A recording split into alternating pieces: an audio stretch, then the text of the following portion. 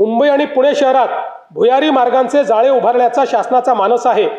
मुंबई शहरातील orange gate पूर्व मुक्त मार्ग ते मरीन ड्राईव्ह दरम्यान भुयारी मार्ग प्रकल्पाच्या लॉन्चिंग शाफ्टचे बांधकाम पूर्ण झाले आहे।